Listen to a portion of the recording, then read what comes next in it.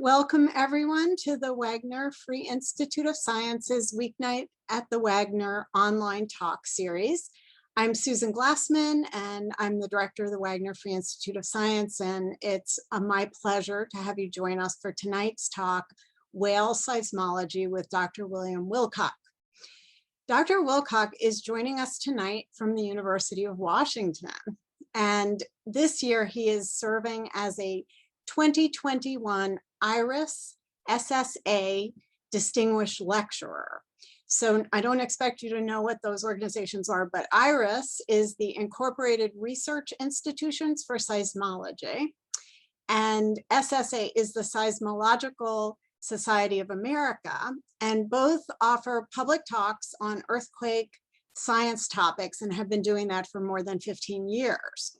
They sponsor this Distinguished Lecturer Series, which has different scholars and scientists each year, and that is supported by the National Science Foundation. And the series sponsors talks like the one we're having tonight at universities and educational institutions across the country.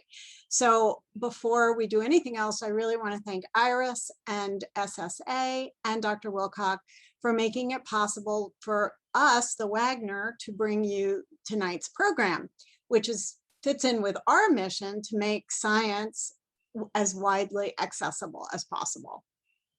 For those of you who don't know, the Wagner offers programs on a wide range of science topics, and we were particularly interested in Dr. Wilcock's research, which harnesses technology and data drawn from earthquake tracking to enhance our understanding of the lives of some of the most fascinating creatures on the planet, whales. A few words about the Wagner and just some program logistics before we get started. The Wagner, if you don't know, is a natural history museum and educational institution located in Philadelphia. We were founded in 1855 and have a dual mission: to teach contemporary science to the public and also to interpret and preserve our historic building, which is a time capsule of 19th century science. Tonight's talk is just one of many programs we offer, and as it says in our name, the Wagner Free Institute, our programs are all free to make them truly accessible to everyone. We do have a location, a site. Our National Landmark Building houses a museum, a library, and a historic lecture hall, which is where many of our programs take place. And we offer a wide range of free courses, some of them multi-week, and talks for adults, field trips and lessons for children. And we also have an ongoing relationship with many Philadelphia schools where we teach hands-on science. We plan to continue to do some online work, but we'll also be resuming some in-person programs come September. So if you're interested in staying connected, please sign up for a newsletter or follow us on Facebook, Instagram, or Twitter. It is now my pleasure to welcome our speaker, William Wilcock. He is the Jerome M. Paros Endowed Chair in Sensor Networks in the School of Oceanography at the University of Washington. And his research interests include using geophysical techniques to understand seafloor volcanoes and hydrothermal systems.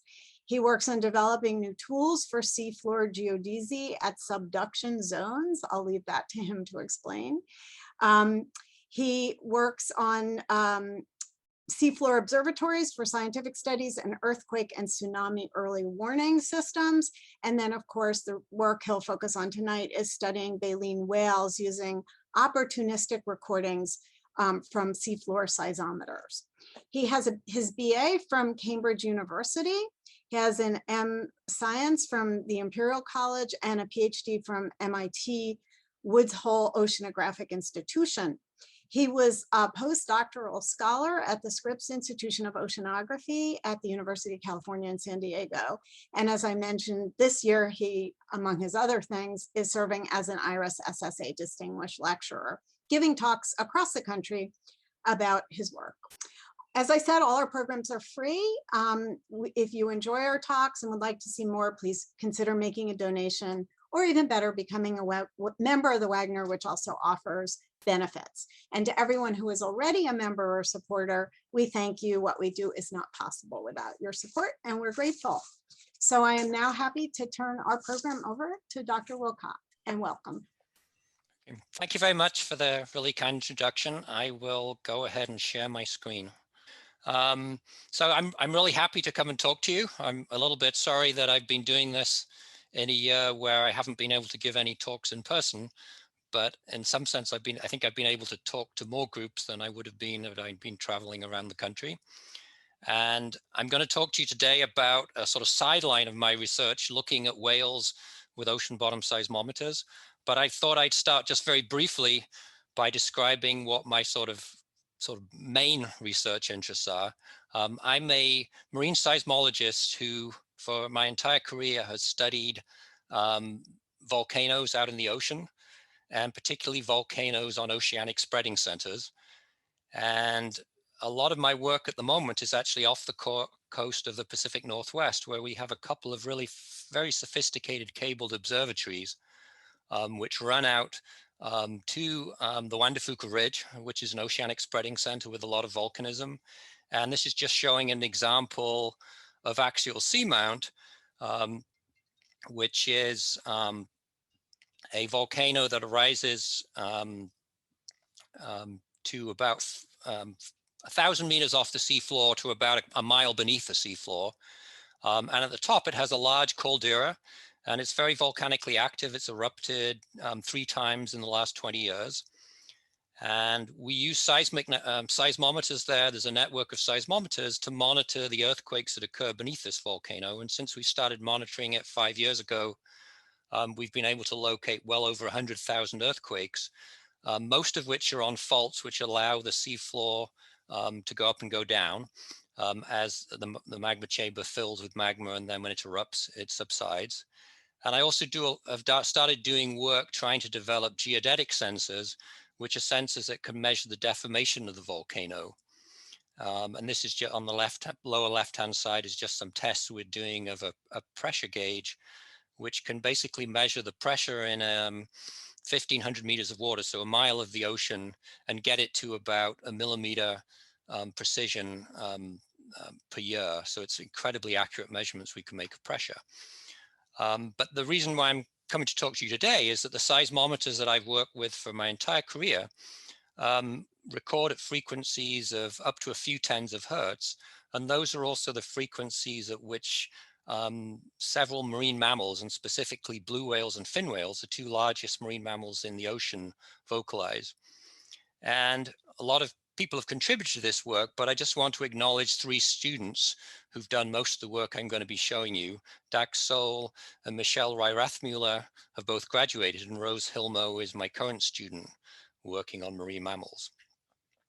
And the talk I'm going to give you today is autobiographical.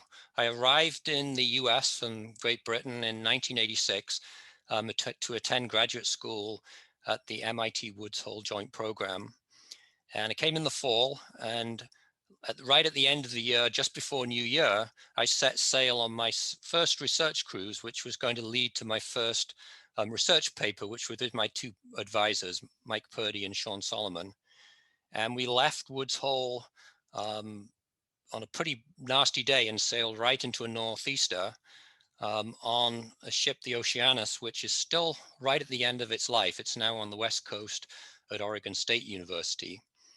And we sailed to the Kane Transform Fault in the Mid-Atlantic Ridge. Now, this is a map of the Northern Atlantic, and sort of in the middle of the Atlantic, there's a ridge with very rough topography, the Mid-Atlantic Ridge. And this is a plate boundary where oceanic spreading is occurring, and where North America and South America are moving away from the African and Eurasian tectonic plates. And right along the axis of this, where the bathymetry is shallower, where it's light blue, you can see a valley. And this is a spreading center, but there are places where this valley is offset. And these are transform faults where the 2 plates are sliding past each other. And the experiment that we went to do quite a long time ago was to record seismicity on this. And the reason why we were interested in recording seismicity is that earthquakes only occur when where Earth's crust is cold and brittle. And we know that at the mid-ocean ridges, they're volcanoes, it's very warm. And nobody knew how quickly the ocean crust cooled. And so by looking at how the depth of earthquakes sort of changed along the transform fault, we hope to be able to figure out how quickly things cooled. Now, we did this with autonomous hydrophones and seismometers. A hydrophone is just a microphone that records sound in the ocean, and a seismometer is an instrument that records the oscillations of the ground and essentially recording sound waves in the earth. And both instruments can record earthquakes. And these are autonomous instruments that sit on the sea floor. And when we went, this is back in 1986, these instruments could last for about 10 days. They were limited by how much data they could store, and they were limited by their battery capacity. We now have instruments that will last for over a year, and people are trying to develop instruments that can be down for about 5 years. So the technology has advanced enormously. And an interesting thing about this experiment was that there was a mixture of digital instruments, which basically recorded data that you could immediately download onto a computer, and also analog instruments that recorded data onto a tape, and then it actually had to be converted into a digital form. And we had a network that's shown by these red and these green symbols of, I think, about 11 instruments total, and they're spaced about 5 kilometers apart, 3 miles apart. And this was designed to detect earthquakes we thought would be occurring on this fault. Now, the way the instruments work is, and this is an example of one of the hydrophones, and they still look fairly similar today, is they have some flotation. In this case, these are glass spheres, which are within hard hats to protect them, or plastic things to protect them so they don't break. And then there's the recording electronics of the instrument, the hydrophones here, I think. And then there's also an acoustic release. And this is when this is a recovery. When this is deployed, it's actually hanging a weight. We just hang some heavy metal weight on the end of a rope, which pulls this instrument to the sea floor. And then when we want to recover it, you come and you send an acoustic signal, send a sound signal to the instrument that it decodes and then drops its weight and comes back to the surface. And for these kind of data, we had these analog instruments and we had the digital instruments. Now, the digital instruments were the very earliest digital instruments, and they recorded on tapes, and they had a capacity of about 12 megabytes, which is probably about 1/10 the size of my PowerPoint talk. And they could only record for a few hours of data, and they were deployed for 10 days. So the way they worked is they listened for a loud sound, and when they heard that sound, they then recorded a small amount of data, some that they saved in memory and some afterwards, and saved about a minute of data. So they were basically what we described as triggered instruments. They listened for a sound and then recorded it. The analog instruments recorded continuously onto tape, but this is a tape that's similar to what you would have in a cassette recorder, if people can remember back that long ago. And the process as a graduate student of actually looking at this data was quite exacting. They wouldn't let me get anywhere near it until there was multiple tape copies, backup copies made of the original recording. And then I would work with one of the copies and I would play it on this fairly sophisticated analog tape recorder. And I would listen to the sounds, and I would play through this, and I would play through it at 75 times real speed. So 10 days of data would take a few hours. And I would listen for earthquakes, and I'll play you what an earthquake sound is like, although I'm not sure. I think I may not have shared my screen with the sound on. So I think I'll undo the share and start that again.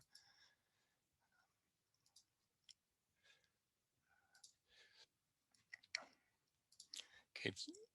So somebody can let me know if you can't hear. This is going to be an earthquakes you're going to be hearing.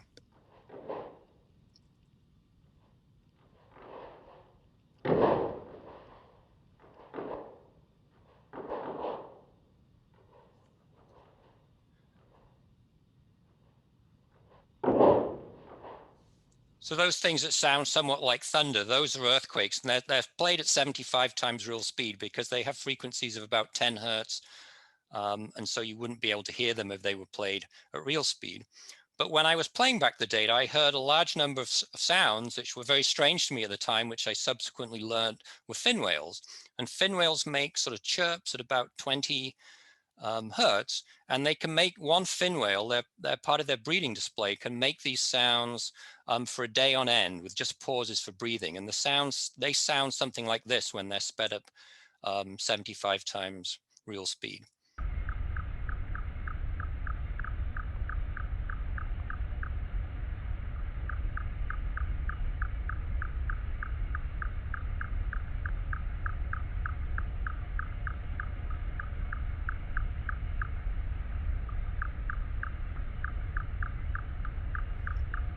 So it's just this chirp that you're hearing a couple of seconds, and then there were pauses, and that's when the whale was breathing.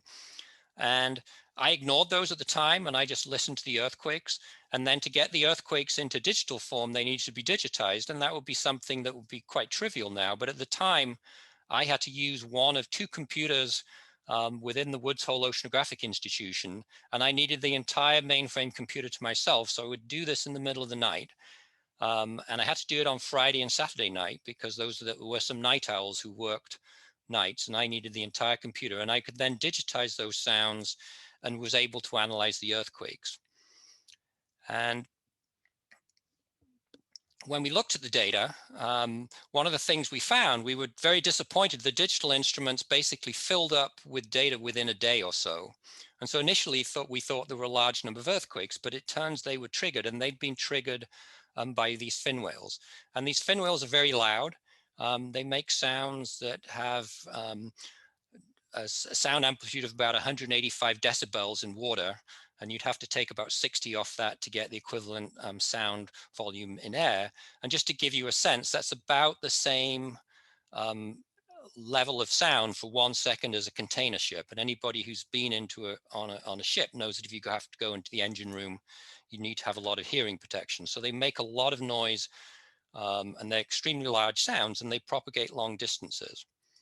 Well, the experiment itself was a bit of a bust in the sense that because we had so many fin whales that filled up all the digital instruments, we didn't have our full network working for most of the time, and there weren't that many earthquakes. And none of the earthquakes turned out to be on the transform fault, which is shown by this dashed line. They were all off to the side. And so we weren't really able to fully answer the questions we wanted to about the thermal structure of the ocean crust. But we did discover some earthquakes. We had nearly 100, and they actually showed us that the transform valley was extending itself. And that was a little bit of a surprising result because this is where two plates are sliding past each other. But this is probably due to thermal contraction associated with the plates cooling. Now, in the paper that I published, we just had a brief mention that the fact that we've been able to record fin whale vocalizations and some information about the amplitudes of them.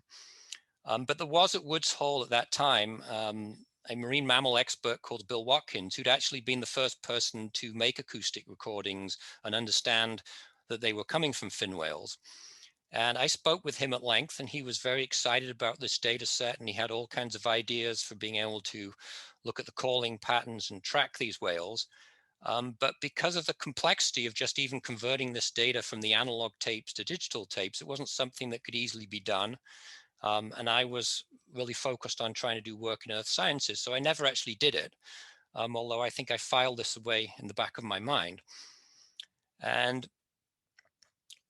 then we can sort of in my autobiographical story, we can fast forward 15 years. I completed my PhD and I spent a brief time at Scripps, and then I came to University of Washington, where I worked exclusively in the Pacific Ocean. I'm still working with ocean bottom seismic instruments, recording earthquakes, and doing some studies also where we would have air gun sound and make sounds and image a structure of the crust. And all these experiments were fairly short in duration. They were maybe up to a couple of months in the summer.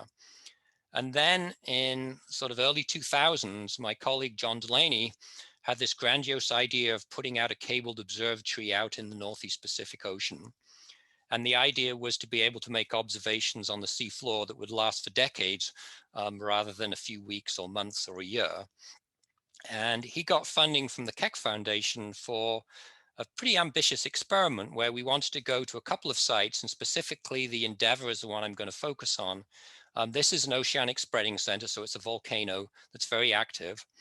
It has a lot of hydrothermal vents on it, a lot of earthquakes.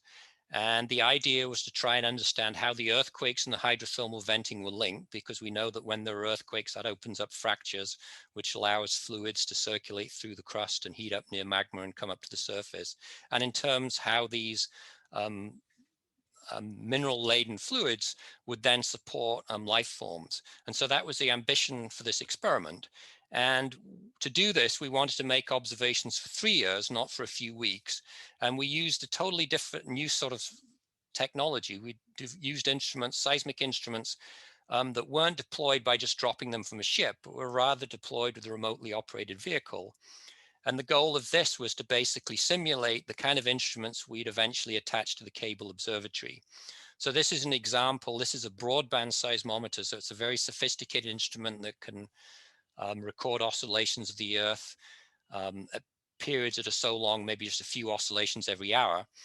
And this is being placed into a hole in the seafloor that's been excavated within a piece of concrete sewer pipe, which had been basically pushed down into the sediments.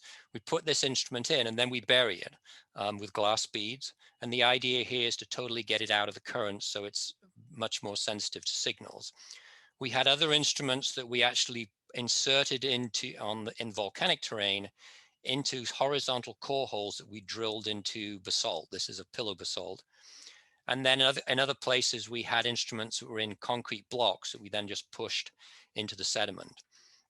And this was a network that was designed to operate with very large battery packs to keep these instruments going for a year. And then we came back the next summer and turned them around. And then we did this for 3 years in total.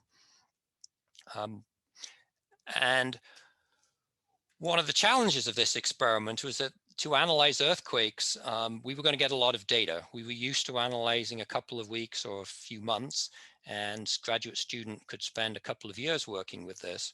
But the people working on this experiment all wanted to know where the earthquakes were so they could look at the data they were collecting in hydrothermal vent fields. So we had to figure out an efficient way to do that. And just to give you show you what seismic data looks like, this is a seismic record section for one earthquake. And this is showing a total of 6 stations. So the stations are all named. So this is KBB. So it just counts for Keck Endeavour Broadband, Keck Endeavour Southwest. So the stations have names. And then each station has 3 components because it measures their seismometers. So they measure the oscillations of the ground. So they can measure the oscillations in the vertical direction, north, south, or east, west. And so they have the 3 channels. And when you get an earthquake, you have 2 kinds of waves. You have compressional waves, which are oscillating in the direction of motion. And since the waves are coming up vertically beneath the instrument, or nearly vertically, they're seen mostly on the vertical channel. And then you have the shear waves, which are oscillating perpendicular to the direction of the motion, that you see mostly on the horizontal channels. And so the process of locating an earthquake just requires somebody, or now an automated algorithm, to pick the onset of the P wave and the onset of the S wave on all stations. And then you can use triangulation to figure out where the earthquake is. And that's all automated, but the process of picking them at this time was done manually. You can find out where the earthquakes are just based on where there's an increase in the amplitudes of the energy arriving, and that's what we call triggering. But the actual picking was a manual process. So we were somewhat struggling to figure out how to analyze this data quickly. And the solution we came up with was to get student power. And the University of Washington's Friday Harbor Labs up in the San Juan have these incredible research apprenticeship classes where students come in and they just spend a whole quarter working just on one research project. So we got a total of 8 undergraduates, or people who just completed their undergraduate degree, and they all came in and worked very hard to analyze the data. And we gave them 6 weeks each. We taught them how to analyze this data, and we had classes on seismology and on ocean marine geology at the same time. And they worked to locate all these earthquakes. And they did an incredible job. They managed to locate 12,000 earthquakes, which is something that if we had an individual working on it would have taken years. But there were some really interesting things in the patterns. Some of the students were able to get through their data a lot quicker than others. And at the same time, we're able to locate more earthquakes. And this is just a histogram. So this is just showing the count of earthquakes per day during the first year of our experiment. And the purple bars basically are showing the earthquakes that are occurring within our small seismic network. And the yellow bars are showing the earthquakes that were occurring outside. And you can see the students who were working in the summer, early fall, and then in the spring and the rest of the summer, they were able to locate many more earthquakes than those working in the late fall and the winter. And when we looked at that, we could also look at how many times there were events within their data that they had to analyze. And the green is just showing days where there were lots and lots of signals they had to look at. And it turns out that most of the signals, there were a huge number of signals in the winter, and these were all the signals from fin whales. And I didn't realize till we did this that the fin whales only vocalize in the winter, and they're found globally. So they're not just in the Atlantic, they're in the Pacific as well. And we just basically hadn't seen them for 15 years because they'd never done experiments in the winter. And we can look at what these look like on a seismogram. So again, this is just showing time increasing to the right, the different stations, and this is just showing the oscillations of the Earth. And you can see this looks very different from what an earthquake is. The fin whale's pulse is about a second long. It's made at a single frequency. The frequency actually gets slightly lower as it goes through it. It's a chirp sound. And it almost looks like from this, like some of these, there are more than one fin whales vocalizing, but it turns out this is just one fin whale call, and these are echoes. So this is the signal recorded on the sea floor from the fin whale. And then this is the first echo where it's then bounced off the sea floor, come back up to the surface and come back down to the sea floor. And these echoes, it turns out, as I'll explain in a little while, are very important and help us to be able to locate where the fin whales are. Their fin whales are all believed to be fairly close to the surface when they make their sounds. Just to give you a little background about fin whales, they're found throughout the ocean. They're the second longest animal in the ocean. They're baleen whales, so they filter seawater through their baleen to feed, and their fin whales are not picky eaters. They'll eat zooplankton, small schooling fish, squid, jellyfish. They are an endangered species, although in the Northeast Pacific Ocean, their population has been growing quite dramatically at about 7% a year since people started monitoring it in the early 90s after the whaling moratorium in the mid 80s. And they may be close to the level of population that there were before whaling in at least in the Northeast Pacific. That's not the case elsewhere. We also recorded a few other sounds from blue whales, from the Northeast Pacific blue whale. This is the largest animal in the ocean, and they make sounds that are a little more complex. In Pacific, they make several calls, but the two most common are the A call and the B call.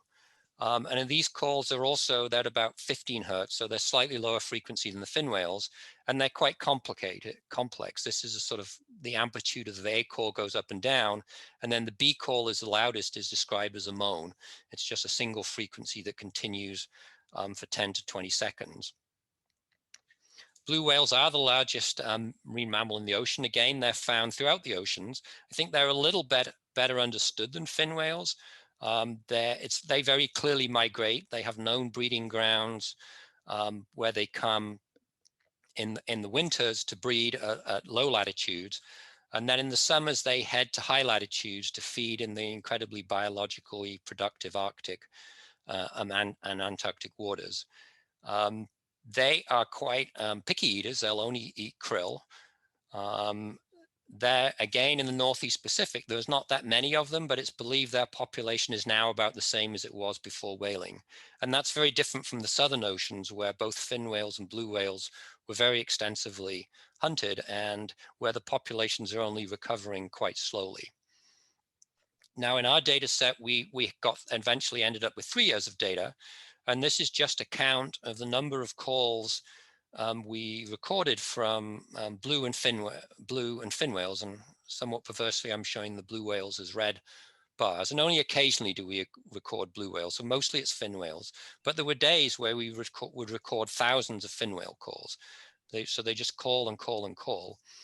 And indeed now there's even more calls because the numbers have been increasing. So they're becoming an increasing problem for us with our seismic analysis in the winter because they basically obscure earthquakes.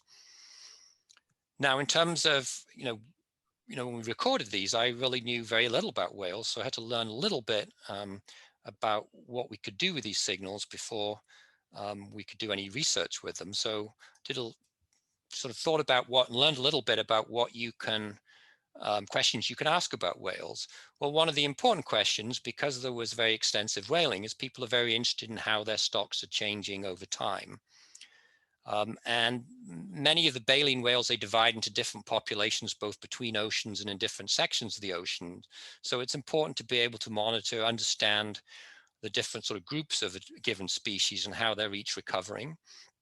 There's a lot of concern now. Whaling stopped, but there's concern that these animals, sound's extremely important for them, and how they're impacted by anthropogenic activity. Shipping makes a lot of sound. The seismic experiments that I do academically, but also that the petroleum industry does. Any other source of sound, there's also problems with them getting entangled in fishing gear. So those are all kinds of things that people are worried about. And then there's just the basic biological question of where are they in the ocean and why are they there, and the sort of ecology of how they're interacting with the environment and other species.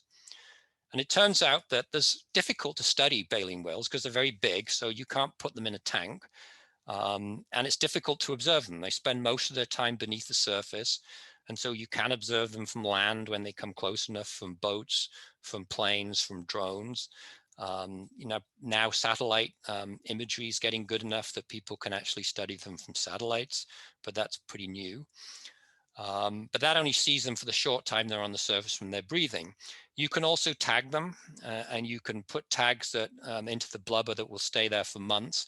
And the long-term tags just pretty much every time they come to the surface, they'll just try and get a satellite fix and will send a signal of where the whale is. So it's just a tracking. But then there are also more sophisticated short-term tags that are actually sort of attached often with suction cups.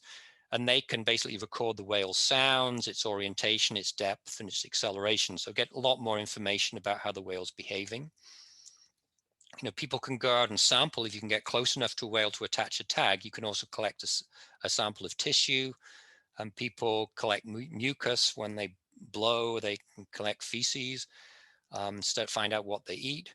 Obviously, when whales get stranded, beached, then necropsy is important to try and understand, why they died, but it's another opportunity to learn about the physiology. There are quite good whaling records. They're not complete, but because probably some of the people who are recording whales weren't saying where they were catching them, but that tells us something about their historical distribution. But then there's acoustics, and it turns out that acoustics, just listening to them, is a credibly powerful tool, because you can put a hydrophone or a seismometer down and you can record them all the time. You can do it day and night, whether at the surface or not at the surface, if they're making sounds. And if we go through all these questions about whales, sound's important to addressing all of them. One thing that my group spends a lot of time trying to figure out is how we can convert the number of calls we can hear to the density of whales, how many whales there are in a particular area, because that can then be used to get population. And that's potentially much more efficient than trying to count them from a ship or a plane. In terms of trying to distinguish between populations, one of the ways you can discriminate between populations is by the sound they make.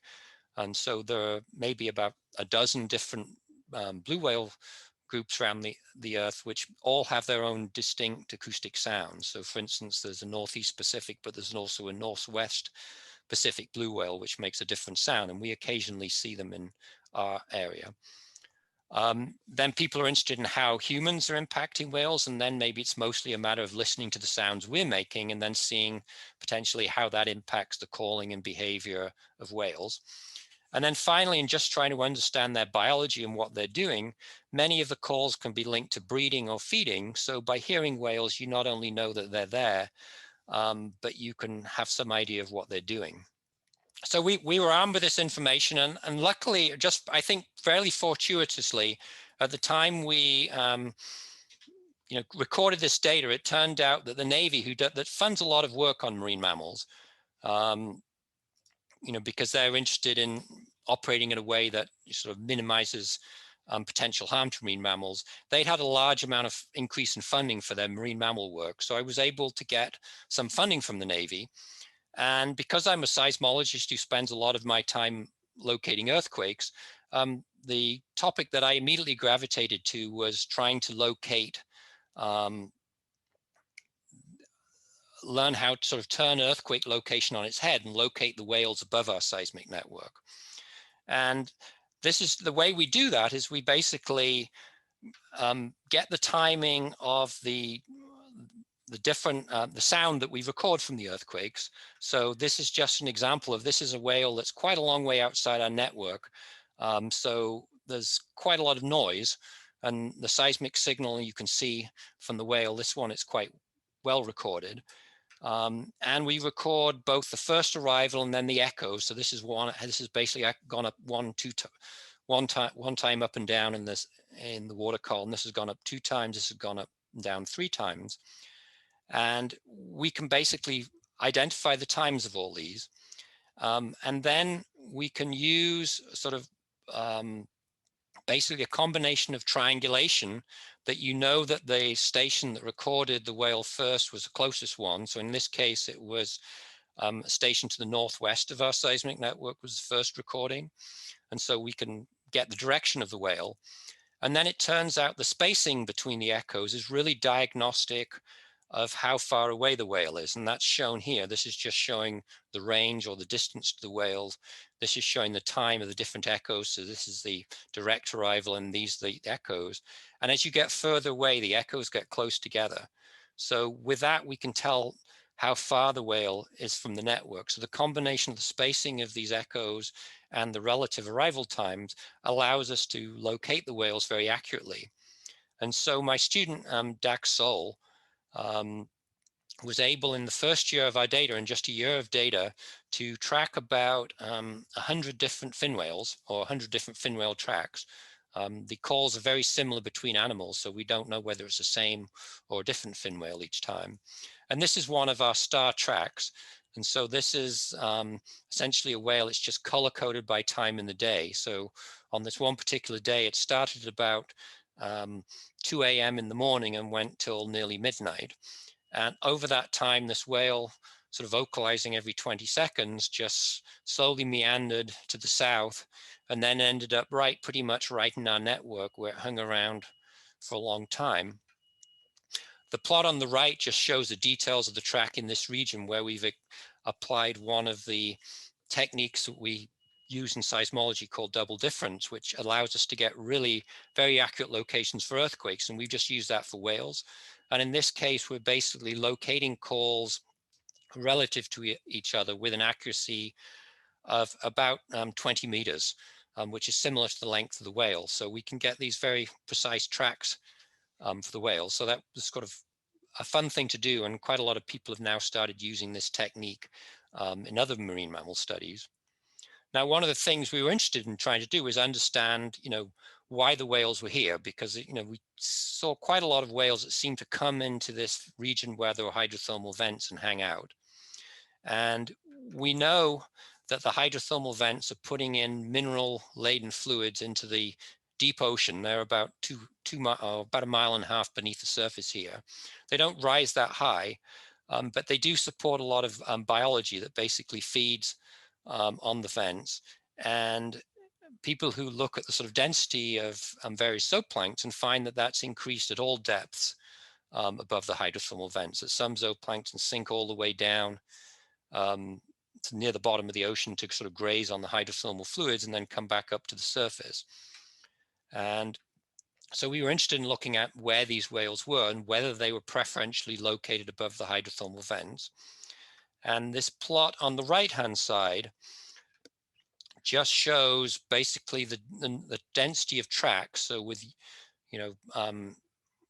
reds and browns being the densest, and then greens and yellows being the next densest, and blues not being very dense, of where the whales were located in our 100 tracks. And they're certainly not uniformly distributed. Nearly all of them are either within our network or to the east. And so initially we thought, well, they're not really above the hydrothermal vent, so maybe that's not really explaining things. But then I talked to some of my physical oceanography colleagues who pointed out that there are quite strong currents, the westward drift and the subarctic currents sort of meet in this region, which are flowing to the east. So it's possible that the nutrients that are coming off the vents that are supporting a lot of biological productivity in the ocean are being swept to the east. And that explains why we're seeing the increased density here. And this was just an idea, and we don't really know whether it's true. And I think the more we study fin whales, the more we realize that they're everywhere. So this may be just pure coincidence, but it was an interesting observation at the time. Now, another thing we could do is we could actually look at the patterns of calling of these whales.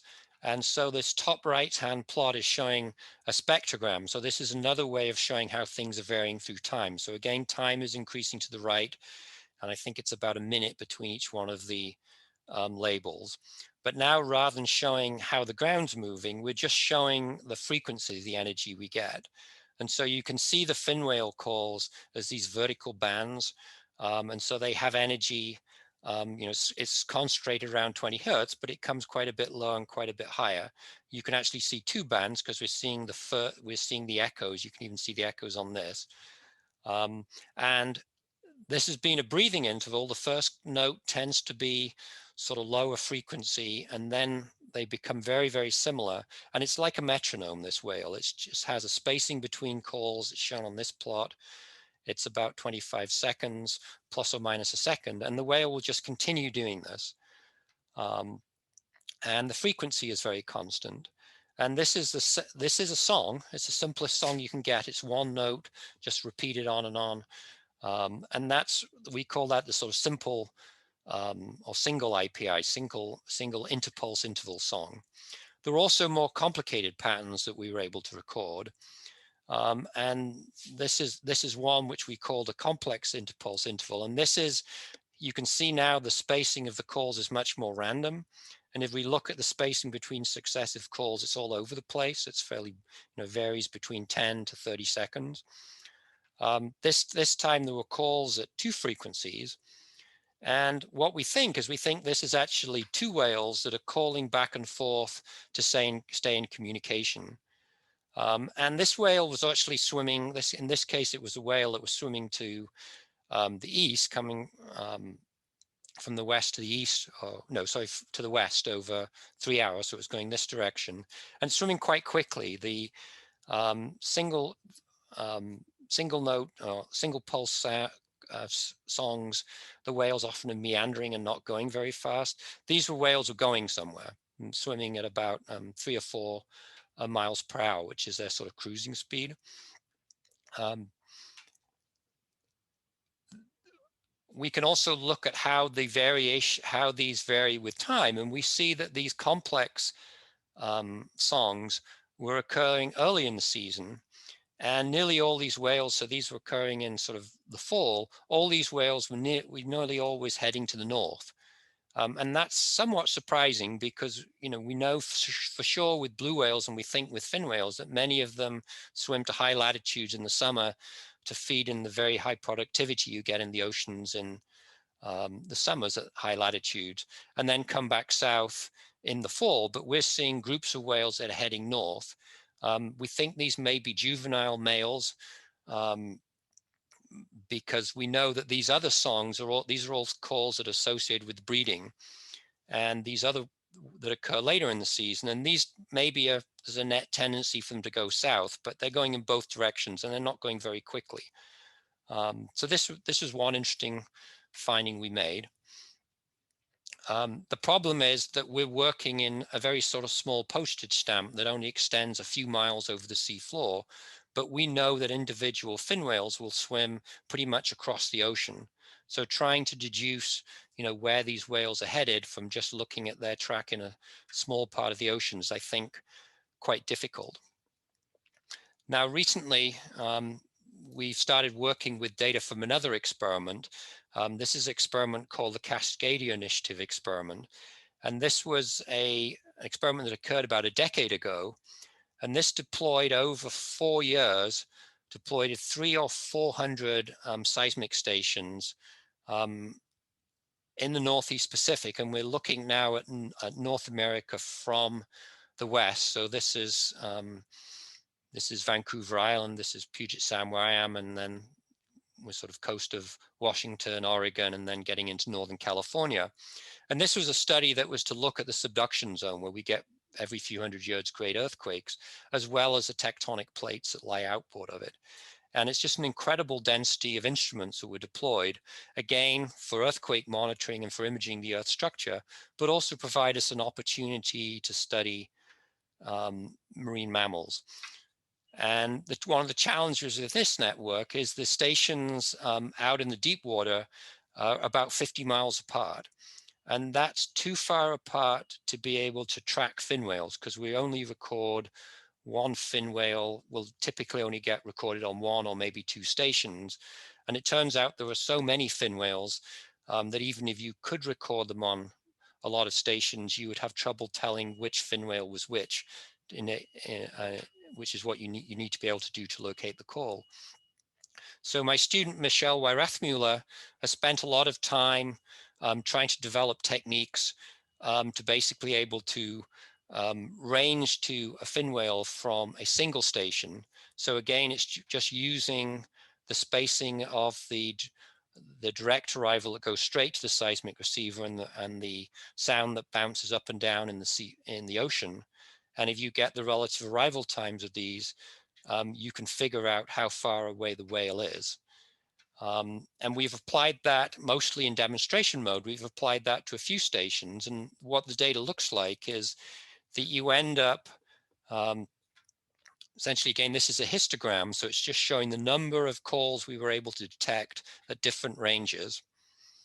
And if you think of the whales around the seismic station, if you look at concentric rings, their area increases as you move away from the station. And so what you would predict if the whales were distributed uniformly is the number of detections would sort of increase linearly with range. And we see that reasonably well out to about 4 or 5 kilometers. And from the slope, we can get the density of whales or the density of calls per day. And then there are other groups that are trying to figure with tagging experiments how often the whales call, and then you can convert it into the actual number of whales that you have in the ocean on average at any location. Now, a really great thing about the data we've been collecting is that we now have data for, approaching 20 years from ocean bottom seismometers, so we can monitor some of the changes that have occurred with time. And this is one study that, again, Michelle Weirathmuller did, where she just looked at a couple of stations that between them had been in place. This is at the Endeavour segment. This is axial seamount, which I described in my first slide. And we were able to look at whales at these two sites for a decade. And what she discovered was there are two songs the whales make. And I'll play those songs now. Let me know the sound's not working. The first is a singlet call. So it's a simple call that I showed you before, where there's just one note.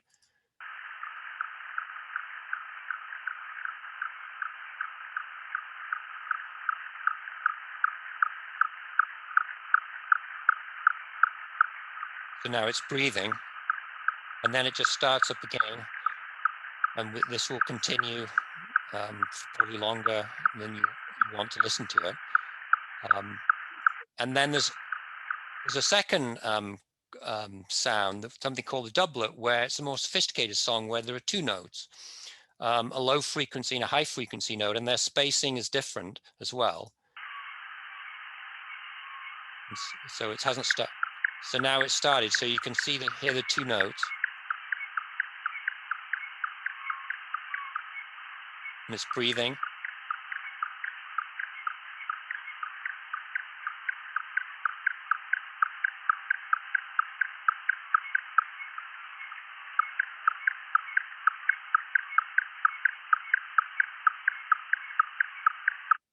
And so what we did is we studied, or my students studied the distribution of these two songs over 10 years. And this is just showing some of the data just at one of the stations. So this is just for the second half of the period. And each one of these panels shows a month, and they go from 2006 to 7 all the way to 2012 to 13. And then on the horizontal axis in each one of these panels, we're just showing the frequency of the calls. So low frequencies on the left, high frequencies on the right. And we can show the interpulse interval, just the spacing between notes, is again increasing on the vertical axis.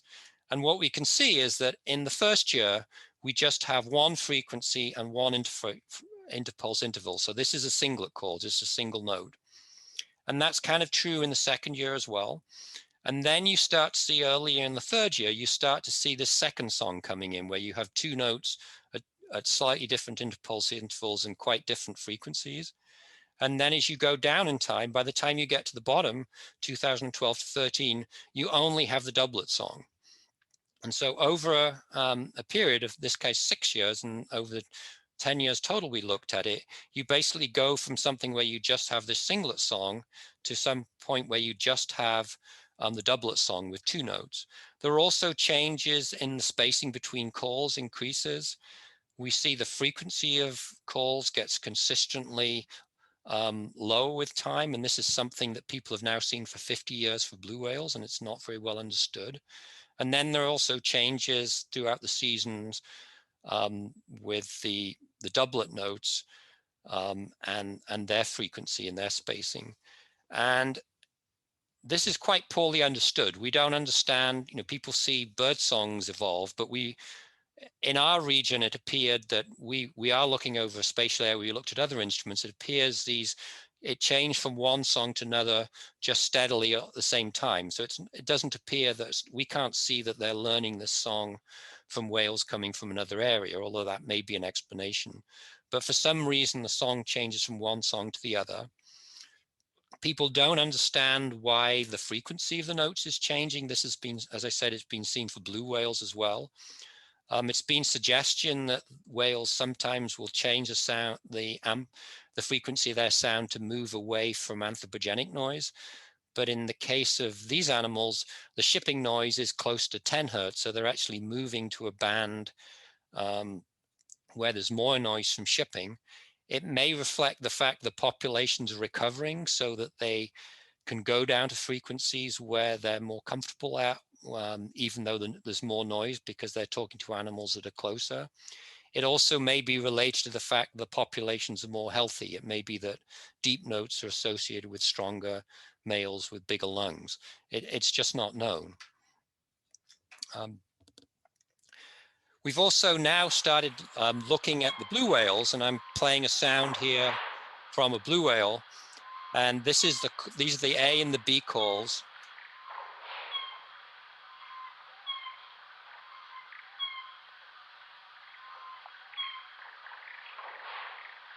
And again, these sounds are speeded up 25 times. And again, some of these blue whales will make these vocalizations for a day on end.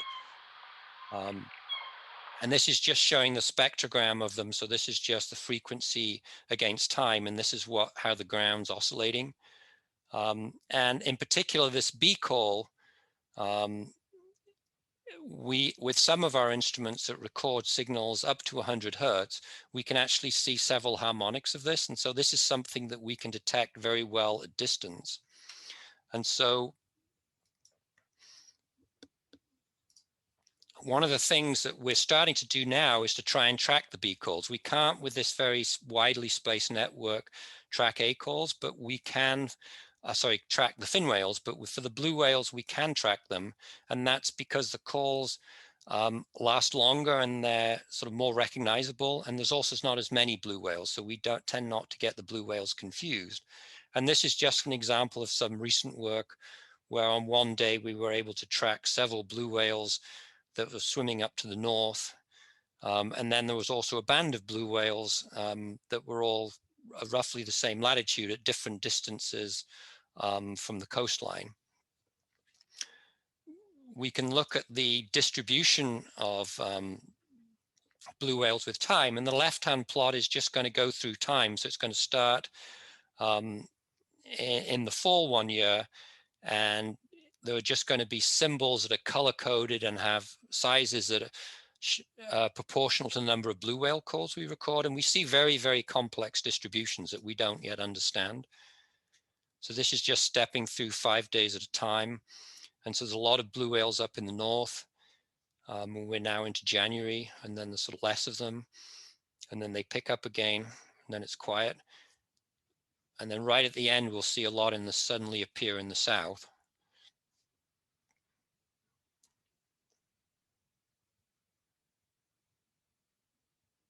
So there are a lot come in the south right at the end of our recording period for this year. And this is, that was in sort of July, and we don't see any calls up in the north in that period. And so we're really kind of interested in trying to understand, and we started to think about, why the whales may be there. And in particular, can we relate the distribution of whales to potential food sources? Maybe they're avoiding anthropogenic sounds. There's a lot of evidence that whales will hang out in submarine canyons where there's a lot of biological productivity. But we have this pretty unique data set of where the blue whales are, and we're trying to sort of figure out how we can work with biologists to learn a bit more about it. So just to conclude, talk about some of the future work. So we're really trying to work with this big Cascade Initiative data set. We've had it for about a decade, but only just really started analyzing whales in it and trying to understand. We think we can get a lot of blue whale tracks from it, and so really understand where blue whales are traveling, and then trying to understand where they are, in particular trying to link them to sources of food. I'm also very interested in trying to develop tools that enable other seismologists to look at this data. It takes us quite a while, but it turns out there are an awful lot of experiments that have been conducted globally. And so these are maps just showing the big experiments that have been conducted by the US, or just some of them, in the past decade, and also by the Germans, and then there are other European groups. So there's basically seismic data being collected on the seafloor throughout the world's ocean. So it's an incredible resource that's not being utilized to study marine mammals yet. There are a few people doing it, but not many. And I'm also very interested in trying to encourage the people who build seismometers to add a hydrophone that records at higher frequencies, because it turns out that really only fin and blue whales and a couple of other species, sei whales, make sounds that are quiet enough, or sorry, low frequency enough to be recorded by current ocean bottom seismometers, but we could potentially add a hydrophone that could record at higher frequencies and collect incredible data set on many different kind of whales. And then just my final comment is there is a community of people studying these. So there's probably about 10 seismologists around the world now who are studying marine mammals with ocean bottom seismometers. And I think as these deployments become bigger and bigger, because we're certainly making advances in our study of earthquakes in the oceans, we can also make enormous advances in understanding where baleen whales are in the ocean and what they're doing. And so with that, I'll conclude my talk. And again, just acknowledge this has been supported by IRIS and the Seismological Society of America. Thank you. Thank you. So there are a number of questions. So I'm just going to go through. Thank you for a great presentation. The first question we got really early on was by someone who's read that people have only been able to map about 5% of the seafloor. How much of the remaining 95% do you think is possible to map via cetacean seismology, and how long would that take? Well, there's actually an effort now, which I think is sponsored by the Nippon Foundation, to map the seafloor everywhere. And I think their goal is to get it done by maybe 2030 or something. It's very ambitious. And we have a reasonable understanding of we can map the seafloor at some scale from satellites, because if you have a sort of seamount beneath the surface, then it turns out that actually the seafloor that attracts water to it, and so the height of the seafloor, height of the ocean, increases slightly above that seamount. So people can take maps of the surface of the ocean and turn them into a map of the seafloor at a very sort of low resolution, maybe seeing things on a scale of a few miles or more. But then to map it in detail, then you need to use ships and these sort of swath mapping, just bouncing sound off the sea floor. And they do that not just underneath the ship, but out to the sides as well. And so people are slowly collecting that data, and there's this effort to accelerate that process. And then, you know, there are various technologies. You can use autonomous vehicles to map the seafloor. You don't need a manned ship. You can use vehicles that go beneath the seafloor. So I think that's being done. And I must admit that I'm one of these people who are skeptical of, you know, why do we want to map every bit of the seafloor? Because a lot of it's probably not very interesting. But that's probably the wrong attitude, because you probably will find interesting things in places we haven't looked yet. So I think the bottom line is that people are improving their maps of the seafloor. And I guess the other thing to say in my field of people, you know, I study plate tectonics. So we're most interested in the boundaries between tectonic plates and the Earth. So the mid-ocean ridges, the transform faults and subduction zones. And those regions are much better mapped than most of the rest of the oceans, although there's still a lot of gaps. So this is more back to the whales themselves. Why is the amplitude of the fin rail echoes higher? Oh, that's interesting. It turns out that that's because of something called refraction. So essentially, if you go down in the ocean, water is an odd material, because it's one of the few things where sound travels through it faster when it's warm. So sound travels quite quickly through the surface of the ocean where it's warmed up. But then once you get beneath the surface of the ocean, layer of the ocean that's warm, which is, you know, with a very thin layer at high latitudes, and the tropics would be a few hundred meters, then you see the effects of pressure, and that starts to increase the sound velocity. So there's basically a minimum in the speed of sound in the ocean. And changes in the speed of sound cause waves to refract, so that when a wave travels down into a region with higher velocities, it will tend to bend back upwards. And similarly, if it's traveling upwards in a region of higher velocities, it will tend to bend back downwards. So that's something that produces the SOFAR channel, which is a bit of a digression, but that means that if you start sound in the middle of the ocean, it will travel horizontally very well, because when it goes up or down, it bends back up into the sound channel. But then to explain why the amplitudes are low for the first arrival or the direct arrival, when the seismometer is some way from the whale, the sound is basically bending back up, and it actually just grazes the seafloor, and it has quite low amplitude. And then the first echo, which is coming and hitting the seafloor at a higher angle, so more steeply, can have a larger amplitude. So it depends where you are. So if you're right on top of the whale, then the first arrival is the biggest. But then as you get to about, you know, in our part of the ocean, and it depends on the water column in different places, but once we get about 10 kilometers away, then the first multipath becomes larger. And then once we get about 20 kilometers away, the second multipath becomes larger, and we don't even see the direct arrival. And when I describe the process of multipath ranging, where we just try to use the echoes to figure out how far away the whale is, our biggest challenge there is not figuring out the spacing between the echoes and getting the distance. It's actually telling what we're seeing, because sometimes we don't even see the first arrival, because it's sort of in a shadow zone, because the energy's bent back up and it just can't get there. And so we only see the multiples or the reflections, the echoes. So it's quite challenging, but the amplitudes do tell us something, and we can probably do a better job of modeling those, but we don't at the moment.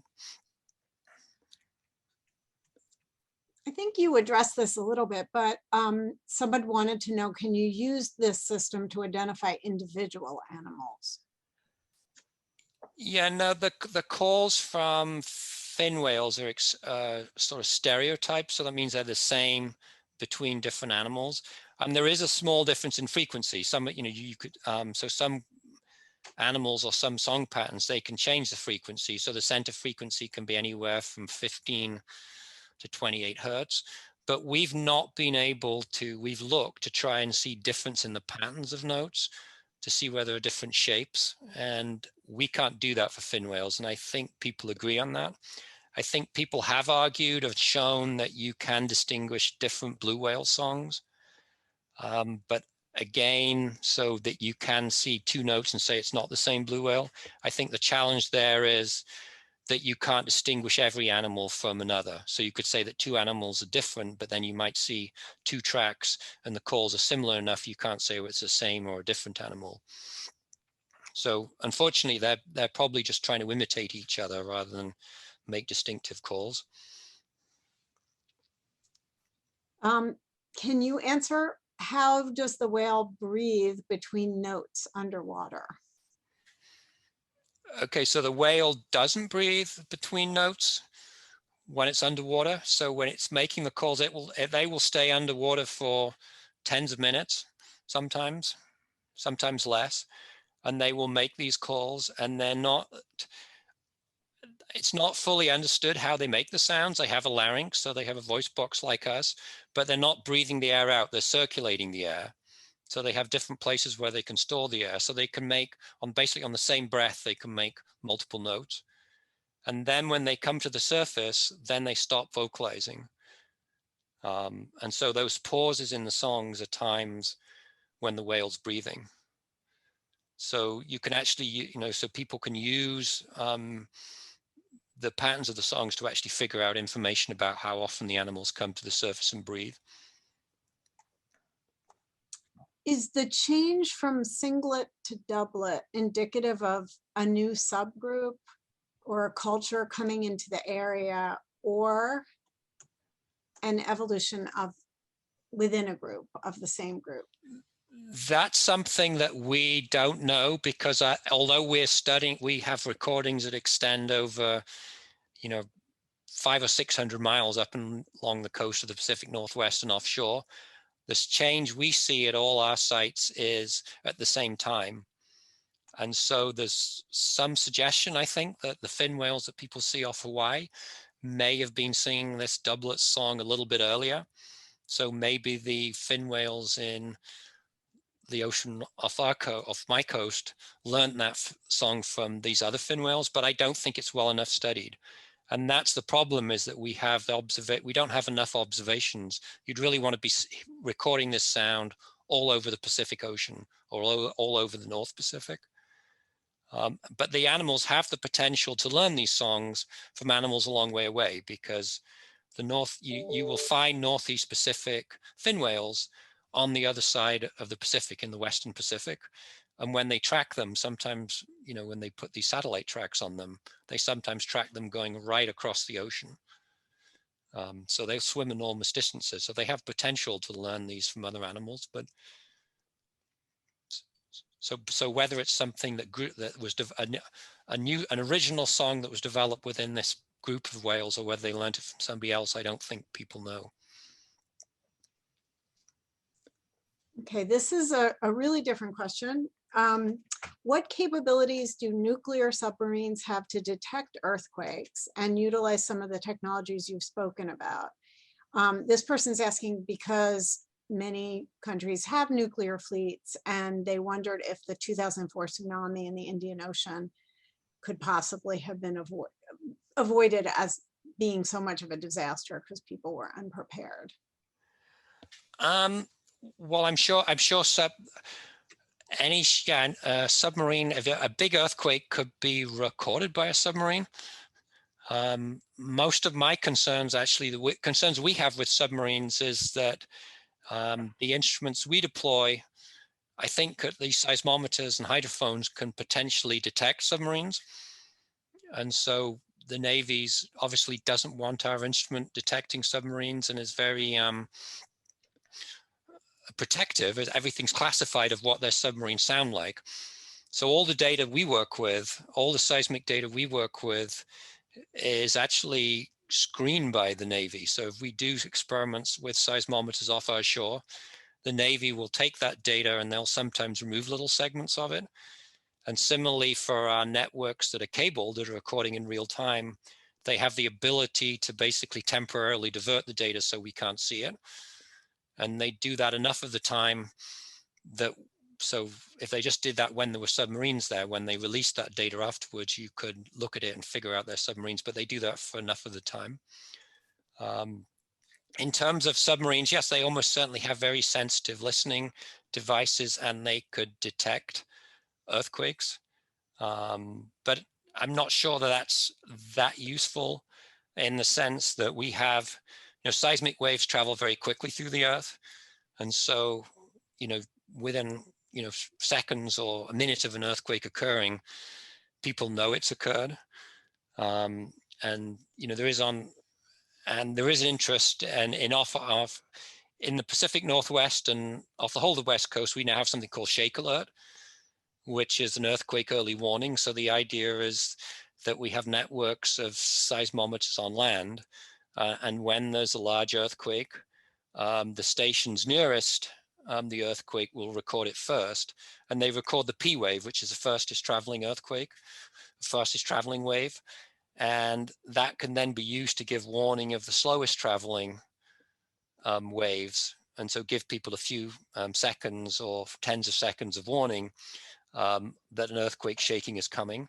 Doesn't work if you're right on top of the earthquake, so it has limitations, but if you're some way away from it, that potentially works. And there's a lot of interest in getting observations off the coast. That's one of the things that I'm think about off here, so that if we had a big earthquake off our coast, we could actually detect it with seismometers on the seafloor that were cabled. We have a few out there now, but not enough, and provide warning of that. And certainly the Japanese are doing that. But so that's potentially important. I think observations out in the middle of the ocean are more important for tsunamis, because the tsunamis, again, from a big earthquake that occurred, if there was a great Cascadia earthquake, it would take about 10, 15 minutes for the tsunami to reach the coastline. So you could potentially detect it ahead of that and measure how big it was and give people some warning. And then for the tsunami going across the ocean, obviously, if you can record it in the middle of the ocean, you can give a very good warning to people on the other side of the Pacific. And that's done by NOAA operates some tsunami buoys, which record that. And there has been discussion that you could potentially use ships, because if the ships out in the ocean and the tsunami wave comes through, then they could potentially record that if they have very accurate global positioning on the ship. I've never heard any suggestion of using nuclear submarines. And I think the other problem with nuclear submarines is people, they spend a lot of time concealing where they are. So they're really not something that, if they provided data that showed where they were and they'd recorded something, then that would essentially negate their purpose of providing a sort of nuclear deterrent or something out in the ocean. In your work, do you go out to any of these ocean locations, or do you mostly look at the data after it comes back in? Well, during my career, I've gone out quite a lot of times. I didn't say the very first cruise I went on, I discovered I get quite seasick. But I've been out enough times to discover that if you go out a lot, you get less seasick. And I think your ears get less sensitive when you get older. So I'm okay now. We're very fortunate with these cabled observatories that I can look at the data without going out to sea. Although they have cruises that go out every year to maintain it and fix things that are broken. And we actually will be putting out some autonomous instruments on the axial seamount next year, so I'll go out to sea then. And just came back just before COVID. I came back from a cruise in the Antarctic Peninsula. So on average, I go out to sea about once a year. for 2 or 3 weeks. So I do go to sea. I don't particularly enjoy it. A lot of oceanographers really love going to sea, but the only good thing was you used to be able to be away from your email, but even now we have good connectivity, so it's just like being on land. So how common is it that you come across a sound that is unidentifiable? I think it's not that uncommon. I think it's less common now. In my talk, I mentioned somebody called Bill Watkins, who was one of the sort of founders of baleen whale acoustical studies. And he had a huge binder of unidentified odd sounds that people have recorded in the ocean. And I can certainly remember taking him sounds that we'd recorded, and some of them he would be able to say, oh, that's such and such a whale, and some he didn't know what they were. So there certainly are odd things you record. And there are, but I think people have done a pretty good job now in figuring out what sounds different animals make. And as one example, sei whales, which are quite similar to fin whales. I think they're the third longest whale. They make a sound at 40 hertz, but they don't make it very often. So it took some time before people really figured out what was making that sound. But yeah, there's still strange things. And I've also recorded strange sounds in the Northeast Pacific that I think were made by humans, but I don't know what they are. And they may be something the Navy was testing. You don't know. Do the whale songs get lower with age? I guess the age of the whale.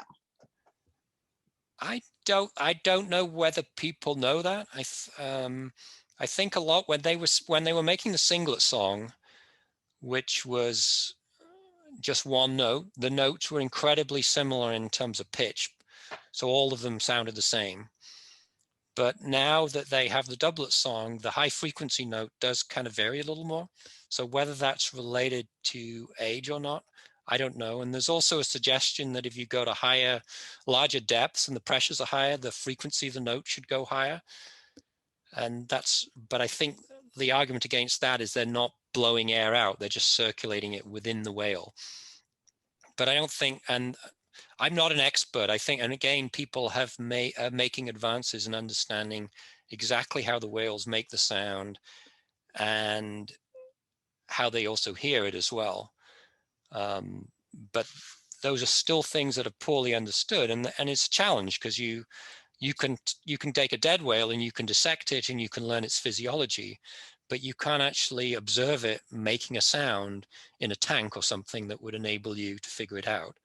So it's quite challenging to learn everything about exactly what the whales are doing. This is another sort of question related to that. Is there any relationship with whale frequency and ocean average temperature? I'm not aware of that again. But one of the suggestions is that the temperature does affect the propagation of sound. So that is something that may be influencing the frequency of whales over time. And so certainly changes that we make or that climate change makes to the ocean temperature will affect how the ocean behaves acoustically. So potentially will influence the whales. But certainly for blue whales, the people are now detecting significant changes in the temperature of the deep ocean. But blue whales, the records go back to I think the 60s or 70s, and the frequency's been changing since then.